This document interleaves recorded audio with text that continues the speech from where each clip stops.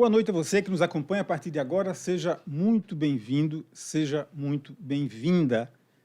Está começando o Opinião Pernambuco, transmitido pela Rádio Universitária FM e pela Rádio Paulo Freire AM.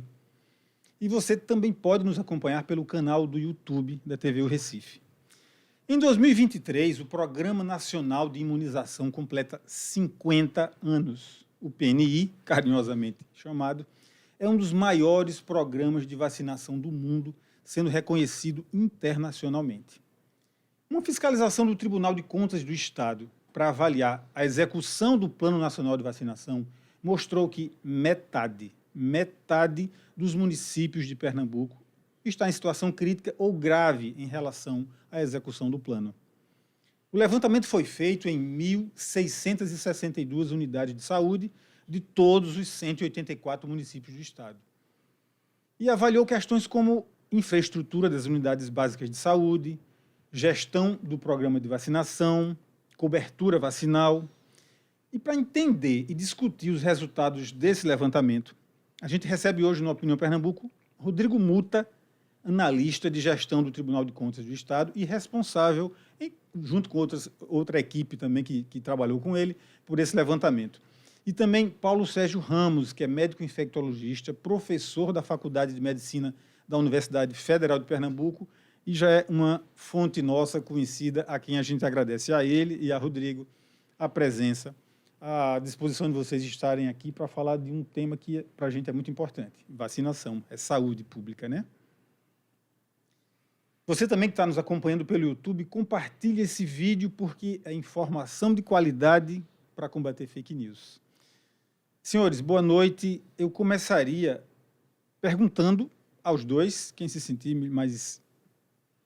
mais instigado a responder pode começar. Como é que a gente explica para quem está nos ouvindo essa estrutura de distribuição das vacinas, o PNI de maneira geral?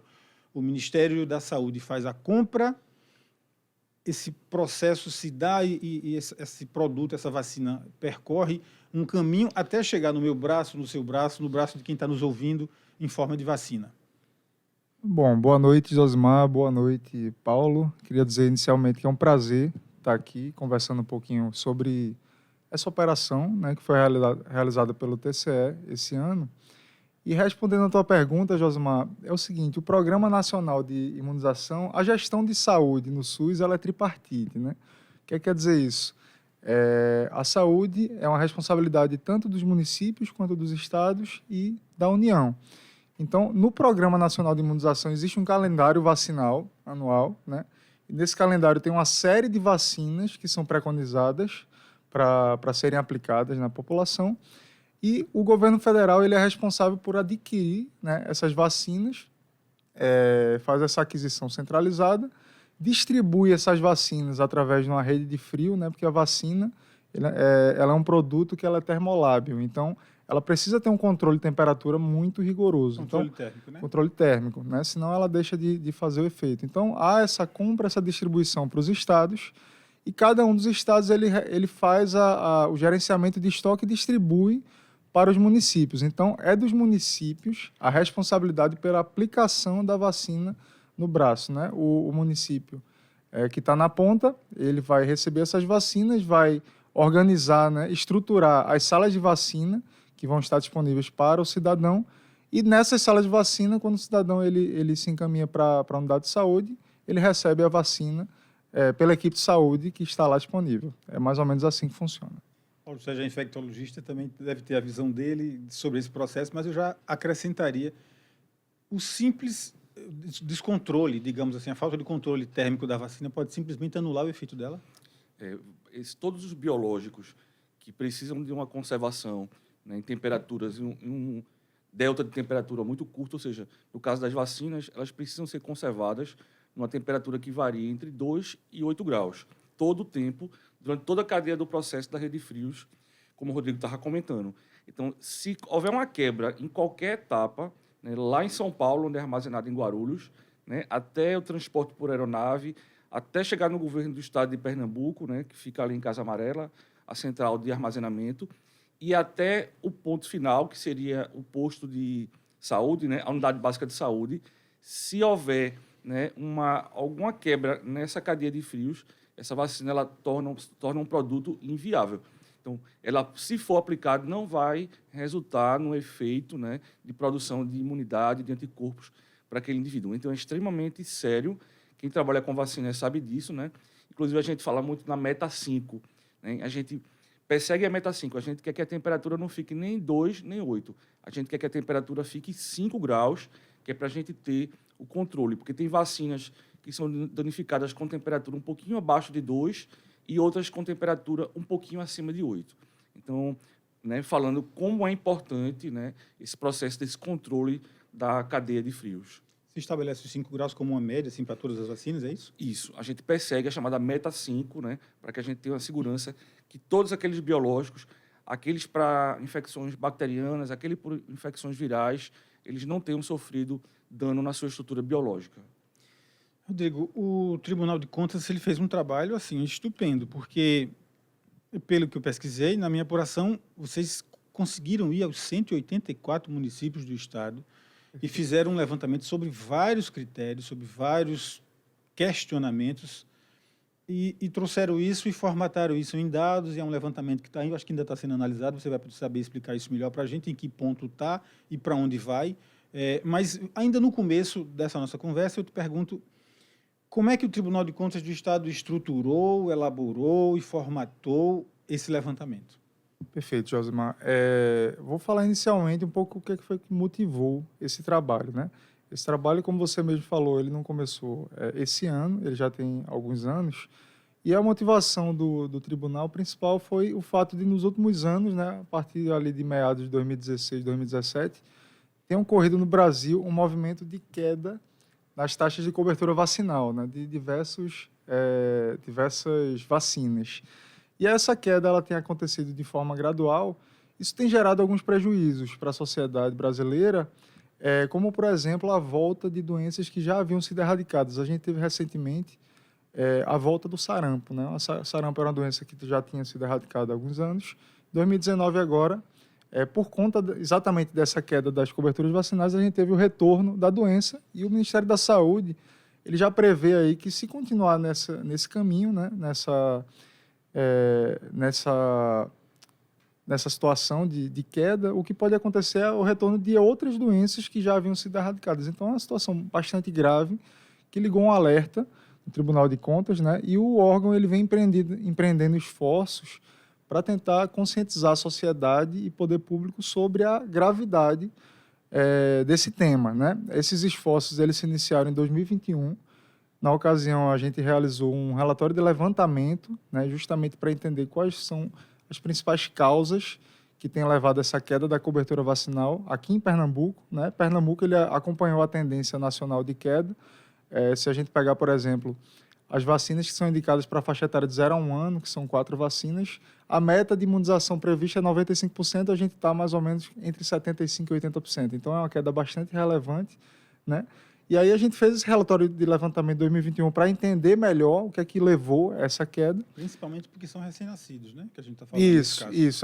Usando como exemplo essa faixa etária, a gente viu essa queda bem relevante, né, nos últimos anos. E aí, em 2022, no ano seguinte, a gente iniciou a primeira operação ordenada, tá, relacionada ao PNI. Nessa ocasião, nós visitamos 62 municípios de Pernambuco. Em cada município, visitamos as salas de vacina de 2 unidades básicas de saúde, então totalizou aí 124 unidades básicas visitadas, né? Todas, na época, eram da zona urbana. E nesse ano, né, tendo essa experiência anterior no ano passado, nós ampliamos a operação. Tá? Deixa eu só fazer uma pontuação para você me ajudar e você vai seguir detalhando sobre esse ano. Certo. O que é uma unidade básica de saúde? Como é que ela se define desse ponto de vista da pesquisa? Unidade básica de saúde é uma unidade que geralmente ela é gerenciada pelo município, tá? É uma unidade pública, né, que presta serviços de saúde à população. E aí, dentre esses serviços, um deles é a própria vacinação, mas tem diversos outros serviços que são prestados na unidade básica. Então, eu diria que a unidade básica é a porta de entrada do sistema de saúde, né? Ele faz parte da atenção primária ao cidadão. Pode ser um posto de saúde, pode ser Isso. um hospital. Posto de saúde, exatamente. Quando eu me refiro à unidade básica, agora eu estou me referindo especificamente aos postos de saúde, que é onde geralmente se faz a vacinação da população, né? E aí, esse ano, como eu estava falando, a gente ampliou essa operação e, em vez de visitar 62 municípios, visitamos todos os 184 municípios pernambucanos, tá? A amostra de unidades fiscalizadas ela foi ampliada. Dessa vez, visitamos 1.662 unidades básicas de saúde em todo o estado. Essa quantidade é bastante relevante, só para você ter uma ideia. Ela representa mais de 70% do total de unidades básicas de saúde do estado, tá? Em mais da metade dos municípios, chegamos a visitar todas as unidades de saúde do município em questão. E essa quantidade a gente chegou nesse número a partir da aplicação de um teste estatístico, né, para garantir que essa amostra ela fosse representativa. Incluiu aí tanto unidade da zona urbana quanto a zona rural. Interessante que algumas unidades, como foi uma amostra aleatória, algumas unidades que caíram na amostra, elas eram da zona rural bem afastada do centro, né, das cidades. Então, eu mesmo participei do grupo de coordenação, mas eu também atuei em campo. E teve um município, se eu não me engano, foi Carnaíba, que para eu chegar na unidade de base de saúde demorou 1h30 do centro da cidade. Então, são unidades que geralmente nunca foram visitadas, né, pelo Tribunal de Contas. E para ficar bem claro, você fala amostra aleatória da unidade, da não unidade. Do município. Não. Todos os municípios foram pesquisados. Todos foram pesquisados. Em mais da metade dos municípios foram todas as unidades disponíveis no município, e nos municípios maiores fizemos uma amostra, uma seleção ali de um grupo para poder visitar. E aí, qual é o objetivo, né? Sem querer me alongar muito, é só para dar um entendimento melhor, qual seria o objetivo dessa operação, né, que foi realizada. Nós pretendemos justamente avaliar a execução da política de vacinação por cada município pernambucano, né? A gente sabe que a política de vacinação ela envolve diversos fatores que precisam estar atuando ali em convergência para atingir seus objetivos. Então, nós fizemos uma atuação nessa parte de execução do programa, tá? O trabalho ele avaliou vários itens, o cumprimento de diversos itens, né, segundo as normas e manuais sanitários, normas sanitárias e manuais, né, relacionados. E esses itens de verificação eles foram agrupados em 4 dimensões principais de avaliação. Então, nós verificamos diversos aspectos relacionados à estrutura física da sala de vacina, se a sala tinha todos os itens obrigatórios, se a sala estava climatizada, por exemplo, se tinha um calendário vacinal fixado, se as paredes e pisos eram laváveis, não tinham mofo. Então, esses aspectos estruturais, se o equipamento de refrigeração que guarda as vacinas estava bem conservado, estavam com as manutenções em dia, né? Além desses aspectos estruturais, também vimos aspectos relacionados à equipe de saúde que realiza a vacinação, que é o enfermeiro, técnico de enfermagem e o agente comunitário de saúde, que também auxilia, né, nesse processo da vacinação. Tanto a parte de capacitação da equipe, quanto a parte de completude da equipe, se a equipe estava completa, se estava atuando.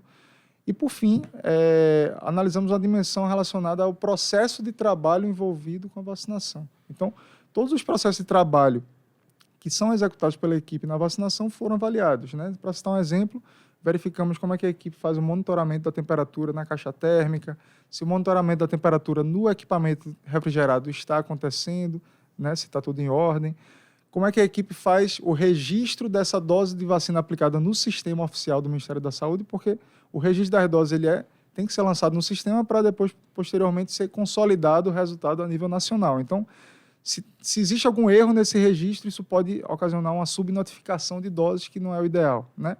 E aí verificamos esse ponto também.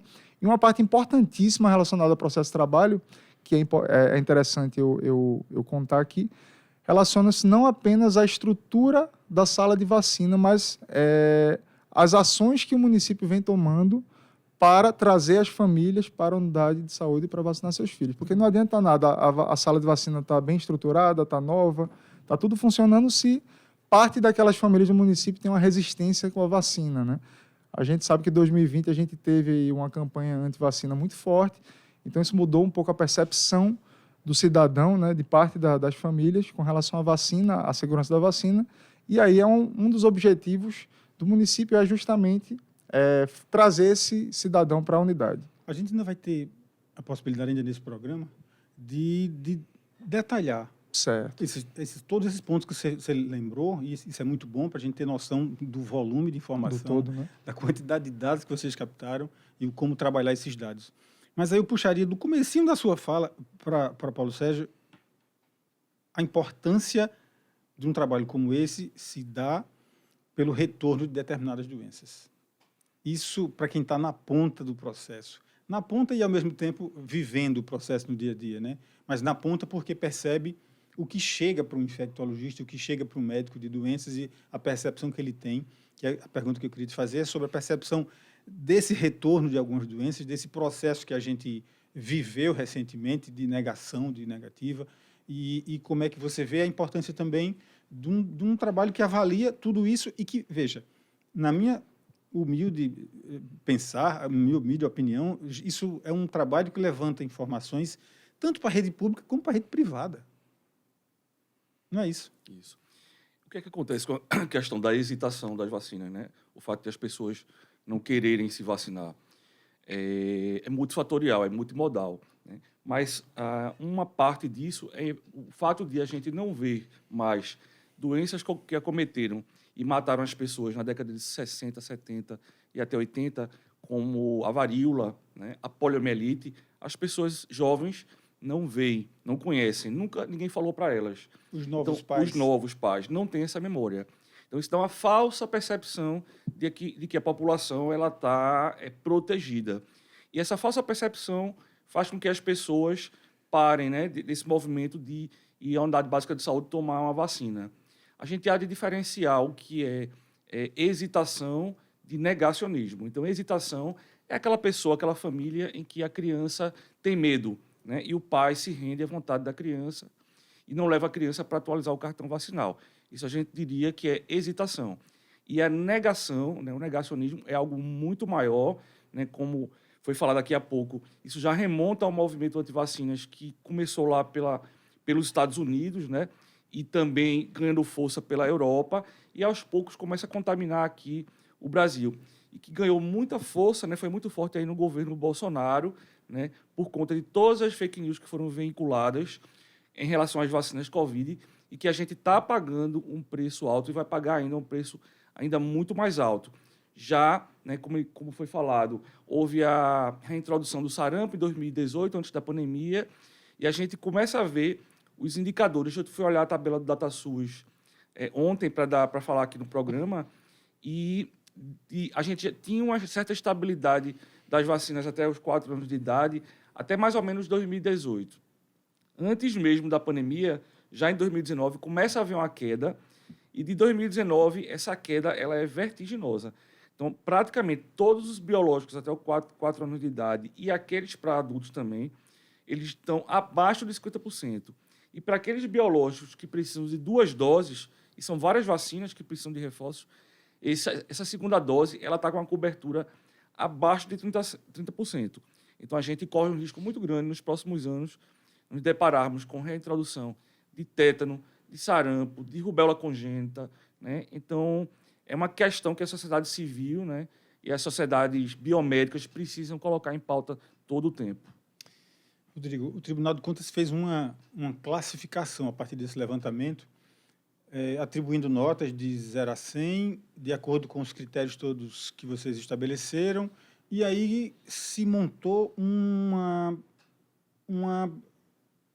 níveis de satisfação. Então, satisfatório, moderado, crítico e grave e crítico. Então, nesses 4 níveis. Explica para a gente como é que fica dividido esses 4 níveis e dentro de que faixa, como é que a gente entende esses 4 níveis, como é que a gente consegue explicar para alguém? Perfeito. Então, a partir da análise desses diversos itens, né, que verificamos, foi atribuído uma nota, um peso para cada item, e no final da fiscalização, né, foi aferida uma nota por município. Essa nota ela representa o IFPNI, que é o Índice de Fiscalização do PNI, foi um índice construído pelo Tribunal de Contas. Tá? E esse índice ele abarca justamente o panorama geral dessa análise nas 4 dimensões. Tá? Uma pergunta que a gente tem recebido, uma dúvida, é se O pessoal está um pouco preocupado, né? Principalmente as pessoas que moram em municípios que estão classificados como grave, crítico. Mas eu queria até tranquilizar, porque é o seguinte, muita gente acha que essa nota grave, crítico, moderado, ela se refere somente à sala de vacina. Então, a gente não quer, de forma alguma, trazer nenhuma espécie de medo, né, de alarmismo às famílias, né? Podem levar seus filhos para vacinar sem problema nenhum, até porque essa nota, ela não se refere somente à sala de vacina, como eu falei, ela se refere a um conjunto de ações que precisam ser realizadas pelo poder público e que eventualmente deixam de ser realizadas. Só citando um exemplo importantíssimo, né, que é uma coisa que pesou para a nota, trazendo um pouco o gancho daquelas ações que o município pode fazer para melhorar a sua taxa de cobertura, se o município está realizando, por exemplo, as visitas, a busca ativa daqueles pacientes que tinham que levar seus filhos para vacinar e faltaram. Então, considera busca ativa quando a vacina vai até a criança, vai até o paciente? É quando o agente comunitário de saúde ele faz uma visita domiciliar na casa do paciente para fazer o agendamento da nova dose. Que ele estava precisando tomar aquela vacina. Isso. Agora, para isso, o município ele tem que primeiro controlar quem são as crianças que tem que vacinar, para a partir desse controle realizar a busca ativa. Então, a gente viu que uma parte considerável dos municípios, aproximadamente 69%, não estão realizando essa busca ativa de uma forma muito eficiente, né? Outra medida muito importante para ser realizada... Só um ponto, que é muito trágico, assim, porque de um lado você tem a deficiência de oferecer a vacina, do sistema. Então, se eu não estou bem acondicionado, essa é uma característica lá de como essa vacina está sendo aplicada, lá dentro da unidade básica de saúde. Por outro lado, se eu não tenho o número certo, se eu não tenho a dimensão, se eu não sei quem precisa dessa vacina... Você fica meio de olhos fechados, sem saber como agir. Então, isso é um problema, claro, de controle, né? de gestão. Então, isso precisa realmente ser alinhado, né? A gestão de saúde ela precisa tomar cuidado com isso, fazer um monitoramento rigoroso desses faltosos para realizar a busca ativa e aumentar a sua taxa de cobertura. Uma outra coisa que 1/3 dos municípios a gente verificou que estão deixando de fazer é uma ação simples, mas bastante eficiente, que é a realização de vacina em unidade escolar. Então, você tem ali, creche, escola, uma concentração de alunos com idade adequada para vacinar, que às vezes o município deixa de realizar uma ação na escola e vacinar aqueles alunos. Está todo mundo concentrado ali. Exato. Não precisa ir na casa de ninguém, está todo mundo se reúne. É muito mais fácil vacinar lá do que todas as famílias levarem, né, na unidade de saúde, às vezes. Então, isso está deixando de ser feito muitas vezes e isso também pesou na nota. Então, ou seja, a nota verificou também o que é que o município poderia fazer e deixou de fazer. Então, não se restringe somente à unidade de saúde. Inclusive, até para tranquilizar mais o cidadão, analisando somente a parte estrutural que foi avaliada, pouquíssimas unidades dessas 1.662 realmente estão sem condições de funcionamento, né? Então, a grande maioria está bem estruturada, tem vacina. Mesmo o que é considerado crítico ainda tem condições de funcionamento? Tem condições de funcionamento. Na verdade, essa classificação, pegamos essas notas e classificamos em 5 níveis, né, que vai do maior para o menor. É desejável, satisfatório, moderado, grave e crítico, né? Mas foi uma classificação puramente didática, vamos dizer assim. Então, realmente, o grave e crítico não quer dizer que o pai vai chegar na unidade de saúde, vai encontrar um caos, vai estar sem vacina, sem profissional. Não é isso, tá? Isso aí é somente a nota que o município atingiu a partir dessa análise da execução da política de vacinação por parte do gestor.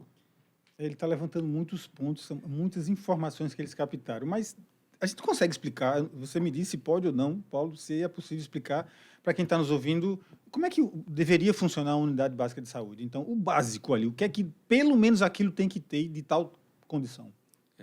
Eu pegando aqui um gancho do que foi falado, é interessante que essa questão do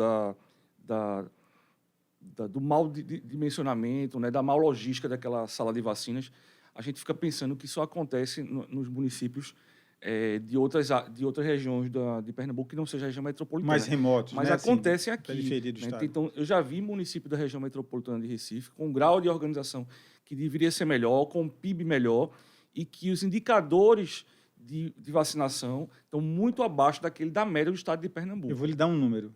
Entre os 10 mais mal qualificados, 2 são na região metropolitana. Entre os 10 últimos, eu não sei nem se a gente teria alguma circunstância em apontar, Um deles é Itamaracá, o outro eu não lembro aqui de cabeça, mas eu vou pesquisar isso rapidinho e trago até no próximo bloco. Jaboatão tinha um indicador muito ruim de poliomielite, assim, ali um pouco antes do início da pandemia, né? Isso é uma coisa que me chamava a atenção.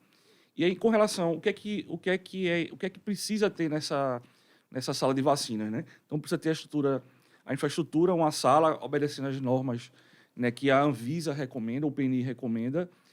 Precisa de uma câmara fria, preferencialmente, mas pode ser uma geladeira de uso doméstico, desde que obedeça alguns regramentos, né, como a forma de dispor os biológicos dentro dessa geladeira. Tem que ter um termômetro para o controle da geladeira e qualquer falha do processo, né, não pode haver dúvida. Aquelas vacinas elas têm que ser rejeitadas, descartadas, porque não pode ser levada, né, até o usuário. Uma coisa interessante que também foi comentada, uma estratégia que, por exemplo, o Recife vem utilizando já há alguns poucos anos, é de abrir as unidades básicas, as salas de vacina, no final de semana e à noite. Porque muitas famílias não conseguem levar os seus filhos para os postos de saúde, para a UBS, daquele horáriozinho, né, de 7 até às 17. Então, abrir à noite e abrir final de semana, além de levar as unidades escolares, isso aumenta muito a adesão. Então, acho que isso é uma coisa pequena, né, que o prefeito ali, o secretário de saúde do município, precisa olhar com bastante cuidado, né, e que pode incrementar e melhorar esses indicadores. A gente está discutindo os números da vacinação em Pernambuco sob os aspectos gerais de todas as vacinas que compõem o Programa Nacional de Imunização, a partir de um levantamento do Tribunal de Contas. Só para a gente ter uma ideia desse levantamento que o Tribunal de Contas fez entre as cidades, os municípios que aparecem na condição de grave e moderada, não, de grave e crítico, que são os piores níveis, dentre os piores níveis que compõem metade dos 184 municípios do estado. Mas desses, olha só quantos tem na região metropolitana do Recife. Abreu e Lima, Paujuca, Itapissuma, Camaragibe, Olinda, São Lourenço, Jaboatão, Paulista, Igaraçu, Itamaracá, Moreno, que eu não sei se está na região metropolitana, e o Cabo de Santo Agostinho. Todos estes estão na condição de grave, ou seja, numa condição que precisa melhorar muito. O Recife está fora. Recife, Paudalho, Araçoiaba e Carpina estão já numa condição melhorzinha, moderado. Vamos fazer um intervalozinho rápido. A gente está discutindo os números da vacinação de um âmbito geral no Estado. A partir desse levantamento do Tribunal de Contas, a gente está recebendo Rodrigo Muta, analista de gestão do Tribunal de Contas e responsável pelo levantamento, e Paulo Sérgio Ramos, médico infectologista e professor da Faculdade de Medicina da Universidade Federal de Pernambuco. É uma paradinha rápida, já a gente volta com essa conversa.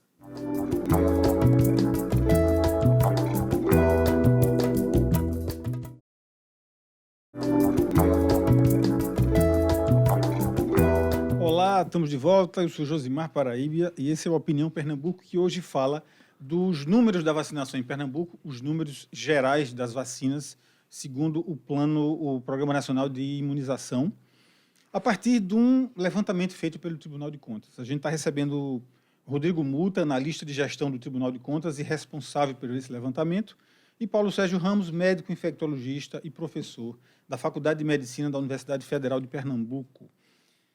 A gente estava retomando essa conversa no seguinte ponto, que era...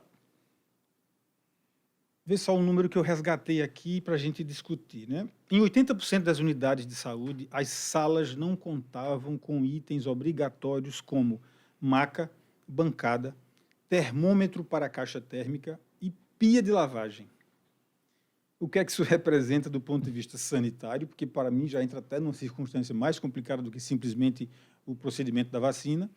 E também o que é que representa da conservação dos imunizantes, porque tudo isso implica também na conservação. Eu vou deixar para vocês. Vou começar com o Paulo. Em relação à rede de frios, né, então tem que ter. Ou se tem uma câmara fria, que a câmara fria ela trabalha com a temperatura ali, perseguindo a meta 5, né, a temperatura 5 graus, e ela tem um termômetro ali embutido e tem sistemas de alarme, né, caso falte energia naquela unidade. Naqueles municípios que não conseguem adquirir a câmara fria, que vai ter a geladeira de uso doméstico, existem algumas recomendações do PNI, né, para o uso dessa geladeira. Mas precisa, sim, tem que haver o termômetro dentro e fora da geladeira e um controle 2 vezes durante o dia daquela pessoa que está na sala de vacinas, registrando essas diferenças de temperatura ao longo do dia, né? E em relação à questão das pias, eu penso assim, é possível o indivíduo higienizar, né, segundo a Anvisa, as mãos com álcool gel? O álcool gel pode, em algumas situações, substituir a pia, mas a pia ela tem que existir. Não tem como conceber, faz parte da própria arquitetura, até do layout de uma sala de vacinas, conforme o PNI, ter ali uma pia para a higienização das mãos. Um termômetro dentro e fora de um determinado item desse que guarda, mantém a temperatura do imunizante, então significa que nenhuma geladeira doméstica serviria. É isso. E, às vezes se vê também nessas unidades básicas de saúde uma geladeira compondo esse cenário aí. Se vê, né? Mas não é adequado, né? A geladeira não pode ser aquela geladeira frost-free, né? Tem que ser uma geladeira do modelo mais antigo, que é difícil até de encontrar hoje em dia, né? E aí tem que ter um termômetro dentro e um termômetro fora, né? Para ver esse controle da temperatura ambiental e da temperatura, obviamente, dentro da geladeira. Rodrigo já tinha destacado aqui, não sei se foi em off ou foi no primeiro bloco, mas a gente pode relembrar o fato de que a condição colocada pelo Tribunal de Contas em determinadas cidades do município não representa necessariamente que você que mora num município desse não deva levar seu filho ou mesmo você mesmo tomar uma vacina ou procurar uma outra cidade para poder se vacinar. Não é essa a condição. Ele vai saber explicar melhor ainda do que eu exatamente sobre esse fato. Verdade, Osmar. Primeiramente, com relação a esse número que você trouxe de 80%, de fato, na grande maioria das salas de vacina, encontramos a falta de algum item, pelo menos, né? A gente tem uma resolução da diretoria colegiada da Anvisa, que ela estabelece lá uma relação de uma série de itens que seriam os itens obrigatórios que devem constar numa sala. Mas na grande maioria das vezes que visitamos, das salas que visitamos, encontramos a ausência de um ou outro item, né? A grande maioria dos casos eram a falta de uma bancada que é usada para manipular a vacina, a falta de uma maca, né? E em poucos casos foi encontrado realmente o que o doutor Paulo falou, falta de pia, né? Falta de termômetro, se eu não me engano, foi em 3%, 4% das unidades. É uma quantidade baixa, mas o ideal, né, doutor, é que a gente zere essa falta, porque é inconcebível você ter lá vacinas, né, acumuladas, armazenadas, sem o controle adequado da temperatura. Então, o termômetro ele é um item obrigatório, um dos mais importantes, eu diria, assim como o equipamento refrigerado, assim como a caixa térmica, né? Então, esses itens não podem faltar, e aí esses itens mais importantes, realmente, a quantidade de salas com a ausência desses itens foi muito baixa, né? E, trazendo um pouco da tua pergunta agora, só para deixar claro, né, para o cidadão, muita gente está confundindo o resultado desse trabalho. Por exemplo, os municípios que ficaram como grave ou crítico, algumas pessoas estão tendo a falsa impressão de que nesses municípios se vacina pouco. E não necessariamente, tá? É preciso diferenciar o que é taxa de cobertura vacinal e o que é IFPNI, que é esse índice. A taxa de cobertura vacinal não entrou nessa pesquisa? Não, ela foi utilizada como um elemento motivador, né? Mas, na verdade, a nota que foi dada para o município ela não tem uma correlação direta com a taxa de cobertura, né? Porque, por exemplo, você pode ter um município que tem uma estrutura física muito boa nas suas salas de vacina, um município que ele é atuante, que ele faz uma busca ativa, que ele investe em campanha de marketing, que ele faz uma boa gestão lá do PNI, mas uma parcela considerável da população tem medo de vacinar, tem uma restrição da vacina e a vacinação pode ser baixa. Enquanto pode ter município que o gestor não se esforça tanto, mas até por aspectos culturais, por exemplo, locais, aquela região ela vacina com mais intensidade. Então não existe uma correlação direta, e agora óbvio, à medida que os municípios vão receber os relatórios do Tribunal de Contas, perceber onde estão deficientes e começarem a atuar para melhorar essas condições a médio e longo prazo, isso vai ter uma interferência direta na taxa de cobertura vacinal, mas não é uma correlação imediata, tá? O censo 2000, o último censo divulgado agora, recentemente, ele aponta muitos dos problemas enfrentados pelas regiões metropolitanas, que muitas vezes você tem uma determinada cidade que tem um problema e a vizinha dela não tem, e fica ou mesmo uma contamina a outra, e os problemas passam a ser conjuntos daquelas regiões todas. Assim. Recife, se não me engano, é a 5ª maior região metropolitana do país. Compõe, se não me engano, 14 municípios. um outro ponto que também fica destacado nesse trabalho do Tribunal de Contas é que metade das cidades pernambucanas estão em situação grave. Metade delas, vamos lá, 184, metade em situação grave. Seria coincidência que quase todas as 14 da região metropolitana do Recife estejam classificadas na faixa de grave, se eu não me engano, de grave. Quase todas. As poucas que escapam são Recife, Paudalho e Araçoiaba, que entram nessa condiçãozinha um pouquinho melhor de moderado. Eu perguntava, é efeito de compor mesmo a região metropolitana? É efeito de uma mentalidade de prefeitos? É efeito da administração pública? Como é que a gente consegue entender o fato de quase todas? Porque não dá para achar que é uma coincidência. É interessante, é que tem até uma brincadeira entre nós pernambucanos, que a gente fala que Araçoiaba é muito pequena, né? Então, Araçoiaba é um município da região metropolitana de Recife que tem indicadores melhores do que outros municípios maiores daqui da região, né? Jaboatão, Olinda, Cabo, tantos outros. Eu acho que o Rodrigo pode falar melhor do que eu nessa pauta, mas, assim, provavelmente é por conta de má gestão, né, do erário, da verba pública, de melhor dimensionamento, né, para justificar esse tipo de situação, onde municípios, às vezes, lá no final do Pernambuco, tem uma gestão melhor dos recursos públicos do que um da região metropolitana. Será que a vacina não é vista como uma ferramenta boa para fazer campanha política? Não é uma bandeira boa para dizer assim, eu vacinei todo mundo, ou todos os alunos da minha cidade estão na escola, estão matriculados na escola? Como a educação talvez seja, será que a vacina não é vista pelos políticos? Eu nunca tinha ouvido um comentário igual, mas eu acho que é isso mesmo. Eu acho que não é uma boa pauta, né, para os governantes, né, levantar essa bandeira que tem uma boa taxa de adesão ali de vacinas para reverter ali, né, em votos favoráveis a determinado político ou candidato. Acho que tem um pouco disso sim. Rodrigo, é coincidência essas cidades todas estarem no mesmo conjunto? Josmar, é uma coisa que a gente também não pode negar, né? Principalmente nós que somos órgão de controle e fiscalização, né? Que estamos ali no dia a dia fiscalizando a execução orçamentária, né? A disponibilidade financeira, a execução do orçamento. Uma coisa importantíssima de avaliar é o seguinte, um município maior, né? Geralmente municípios da região metropolitana são bem maiores, mais populosos, e, consequentemente, tem uma quantidade muito maior de unidades de saúde. Então, o próprio gerenciamento público de um município de grande porte, ele impõe desafios muitas vezes maiores, né, principalmente na área da saúde, que você precisa executar a despesa de forma rápida, porque muitas vezes uma vida está dependendo daquilo ali, daquela compra daquele medicamento, daquele produto, né, daquele serviço que está sendo prestado. Então, assim, a gente não pode negar esse ponto, né, que existem desafios muitas vezes muito diferentes. Por exemplo, o município do Sertão, né, o município do Agreste, às vezes tem ali 2, 3 unidades de saúde, enquanto Recife tem 130 unidades. Né?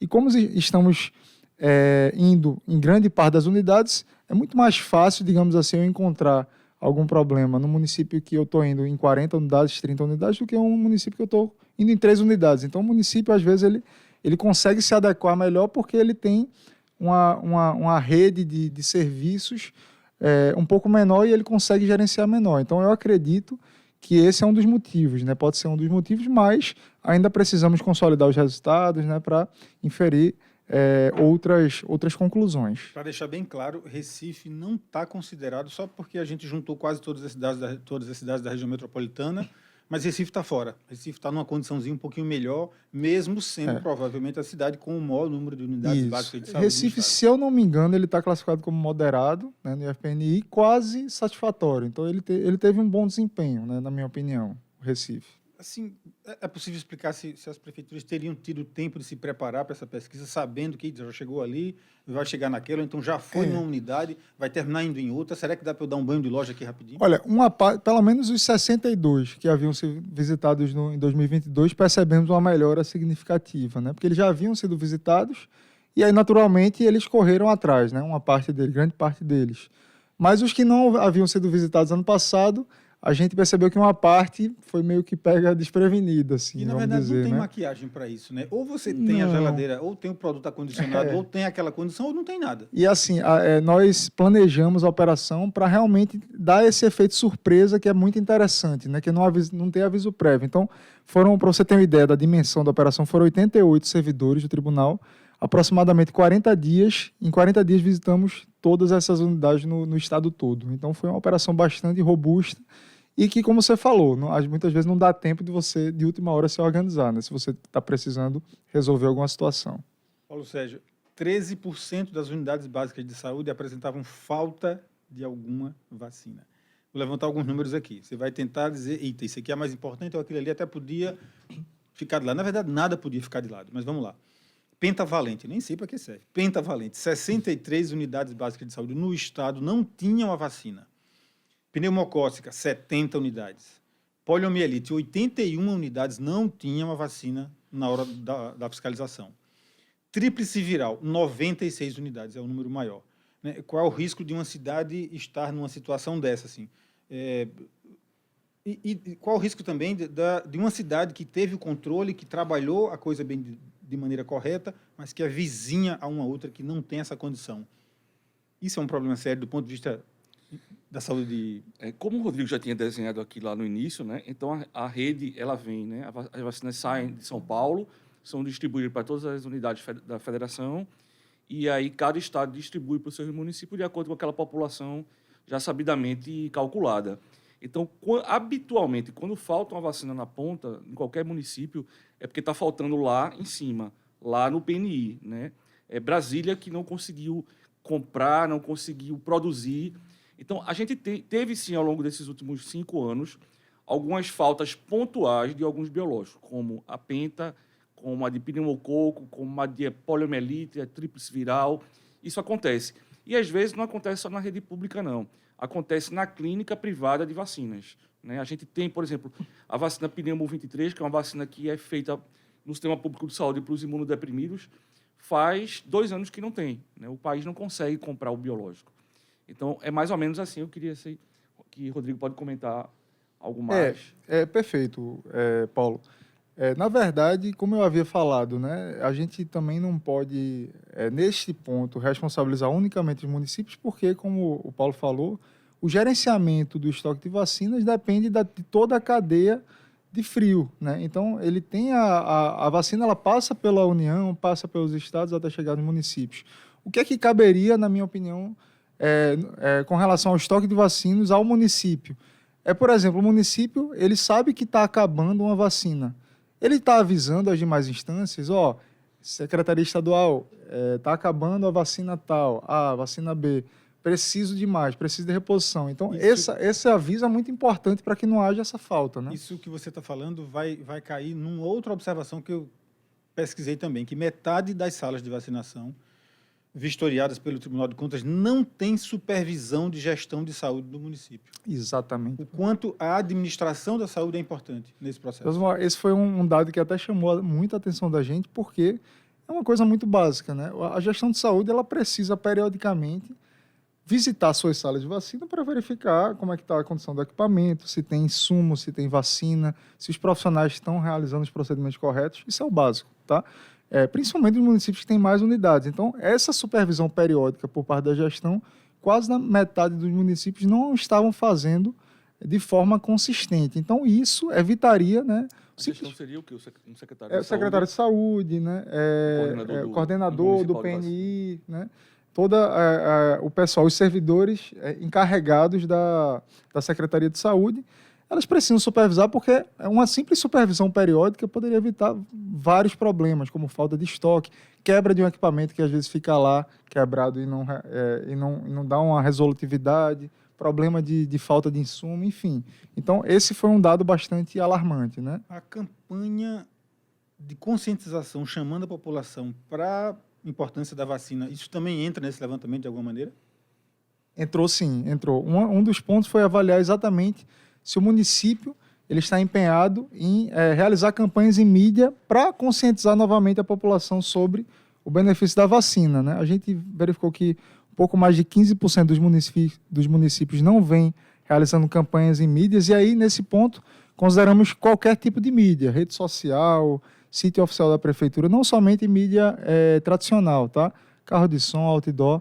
Então, uma parcela de municípios não vem realizando campanhas, estão dependendo somente das campanhas veiculadas pelo governo federal, né? E a gente sabe que é precisa uma atuação de todos os entes, né? tanto do poder público quanto da imprensa, os órgãos de controle, do próprio cidadão. Então, essa atuação para conscientizar novamente a população é importantíssima. 3 minutinhos para acabar, vou aqui no bate-bola rapidinho. Que direcionamento vai ser dado a partir de agora para esses números todos? Ok. Para cada município será elaborado um relatório de autoria, tá, que será enviado, o gestor municipal será notificado desse relatório, ele vai receber a relação de todas as deficiências que foram identificadas para que ele possa tomar as devidas providências e, além disso, estamos consolidando todo o resultado da operação num relatório consolidado que vai ser encaminhado para a Secretaria Estadual de Saúde, porque a Secretaria Estadual ela tem um papel de coordenação do PNI e aí a gente espera que a Secretaria atue junto com os municípios para a resolução dos problemas. Sobre esses critérios estabelecidos pelo Tribunal de Contas, também são utilizados por outros estados, esses que vocês utilizaram. De que maneira a metodologia de pesquisa serve para outros estados? Olha, o Tribunal de Contas, nesse trabalho do PNI, ele é um dos pioneiros, né? Na verdade, tem alguns tribunais estaduais do país que estão começando a se movimentar para realizar trabalho nessa mesma modelo de operação ordenada que realizamos, mas nós somos um dos primeiros. Estamos recebendo ligações e visitas de representantes de outros órgãos que querem instituir nos seus estados um trabalho parecido. Mas essa operação ordenada é algo que o tribunal já vem realizando desde o ano retrasado. Fizemos um trabalho parecido na parte de transporte escolar no ano passado, esse ano do PNI, e é uma coisa que queremos levar daqui em diante, né? Inclusive vamos fazer provavelmente relacionado ao transtorno do espectro autista, né? Nos próximos meses, e é uma forma de atuação que estamos colhendo bons resultados. Pode ter certeza que a gente vai trazer vocês de novo aqui para falar sobre esses trabalhos todos, porque vai ser um prazer, muito, muito importante para a sociedade esse tipo de levantamento e poder analisar esses números todos.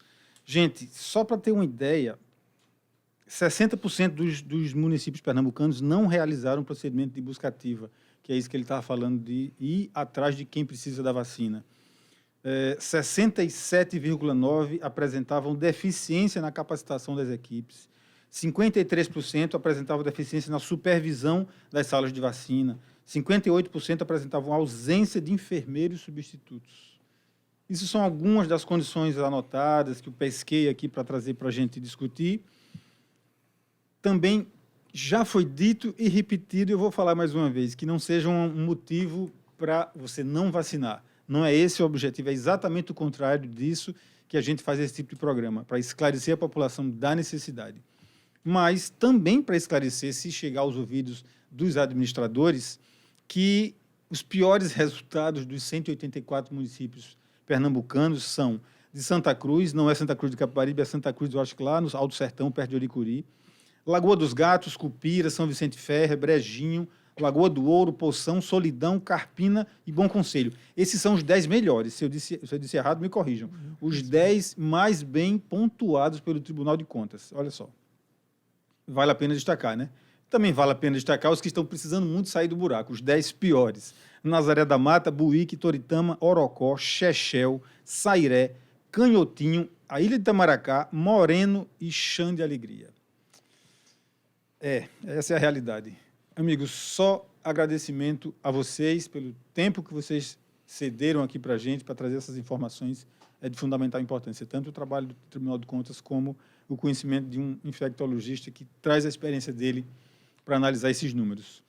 Os números da vacinação em Pernambuco, a partir de um levantamento do Tribunal de Contas. Esse foi o assunto que é abordado hoje no Opinião Pernambuco. Eu sou Josimar Paraíba. A gente recebeu para essa conversa Rodrigo Muta, analista de gestão do Tribunal de Contas e responsável pelo levantamento, e Paulo Sérgio Ramos, médico infectologista e professor da Faculdade de Medicina da Universidade Federal de Pernambuco. Participaram comigo do programa de hoje Ana Clara Reis, Andréa Rocha, Ricardo Araújo, Marília Ferreira, Alexandre Silva, Paulo Araújo, e segunda tem mais Opinião Pernambuco. Se eu não me engano, Estela vai falar dos 50 anos da ditadura no Chile, não é isso? É isso, gente. A gente está se despedindo. A todos uma boa noite e até o próximo programa.